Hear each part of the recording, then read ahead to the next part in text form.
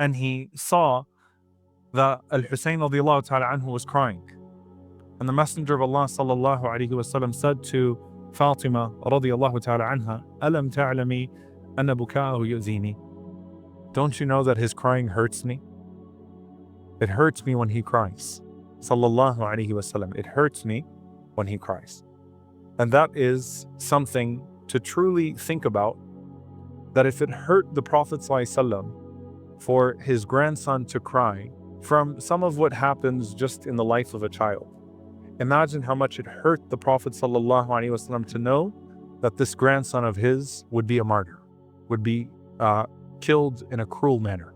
Sallallahu alaihi wasallam. Imagine the pain that this brought to the Messenger of Allah sallallahu alaihi wasallam. Which brings us a few narrations. Wallahi, I was thinking about this.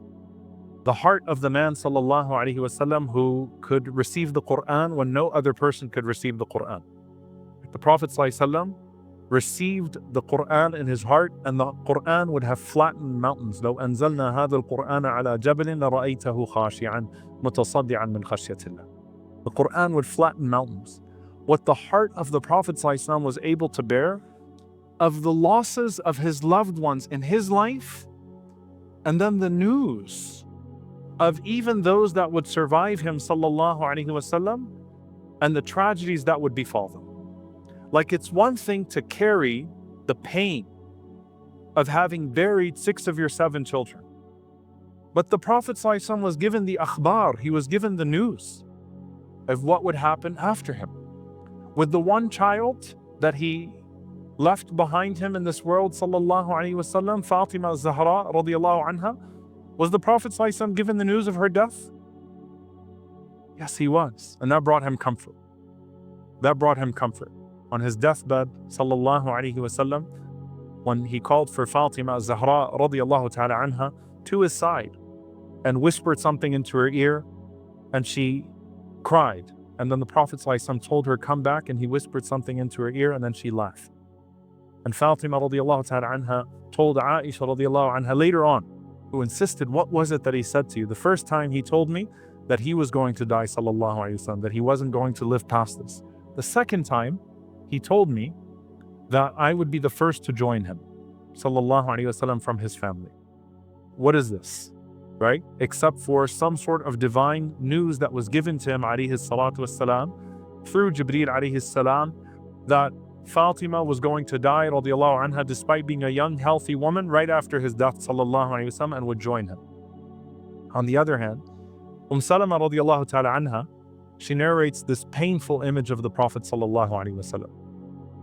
And it is that the Prophet ﷺ was playing with Al-Husayn radiallahu ta'ala anhu one day, and I'm paraphrasing 3 narrations in this regard. And as Al-Husayn radiallahu ta'ala anhu was playing with the Messenger of Allah sallallahu alayhi wasallam, Jibreel alayhi salam comes to the Prophet sallallahu alayhi wasallam and says to the Prophet sallallahu alayhi wasallam, Atuhibbuhu, do you love him? The Prophet ﷺ says, of course. And the angel says to him sallallahu alayhi wasallam that a group from your community will kill him. And the Prophet ﷺ says, a group from my community, like, subhanAllah, how outrageous is it to think a community that sees the Prophet ﷺ's eyes and his heart immediately lend itself towards this young boy. And that fitna would lead to a point where someone who claims to be Muslim would shed the blood of the grandson of the Prophet ﷺ, of the beloved one of the Messenger of Allah ﷺ. How is that even possible? Right? But again, the Prophet ﷺ's life was full of surprises. Was it not that he was told, alayhi salatu wasalam, in the very beginning from Waraq ibn Nawfal, that your community will run you out, your people, your qawm will run you out? How? How is that possible? But time goes on and fitna happens, and in the process of that fitna, the unthinkable happens. And so the Prophet ﷺ is given the news of the martyrdom of Al-Husayn radiallahu ta'ala anhu. And he's asked, would you like to see the place where he will be killed? And Jibreel alayhi salam brings to the Prophet sallallahu alayhi wasallam some red soil. And one of the narrations, the Prophet ﷺ actually is able to grab it and smell it. But some red soil. And this was, as Thabit radiallahu anhu says, we used to say that this was Karbala, this was the land that Al-Husayn radiallahu ta'ala anhu would be massacred in. So imagine, subhanAllah, he's given something so close that this grandson that you are holding in your arms and that you love so much, that one day this is the dirt that he will be martyred in and he will be buried in, radiallahu ta'ala anhu. May Allah Azza wa Jal be pleased with him and send his peace and blessings upon the Prophet ﷺ and his family. Allahumma ameen. In one narration, the Prophet ﷺ is tossing and turning at night as he's being told the news, being given the news and the vision of what will happen to his grandson sallallahu alaihi wasallam. And so the Prophet ﷺ has to live with the weight of what has happened in the past, the weight of the present, and the weight of the future. And that is, subhanAllah, part of also what makes the smile of the Prophet ﷺ that much more inspirational. The optimism of the Messenger of Allah ﷺ, that he was foretelling to the companions all the fitna that was going to happen to them, all of the tribulations that would come to him ﷺ, or come to his ummah alayhi salatu wasalam. Yet still the Prophet ﷺ was optimistic and moving forward, which is a sign that not only should you not become pessimistic over the past, but also do not doom yourself or doom the ummah with self-fulfilling prophecies. Oh, here we go again, we're going to lose. Here we go again, this is going to happen. Here we go again, it's going to be more killing, more murder. Here we go again, here we go again, here we go again.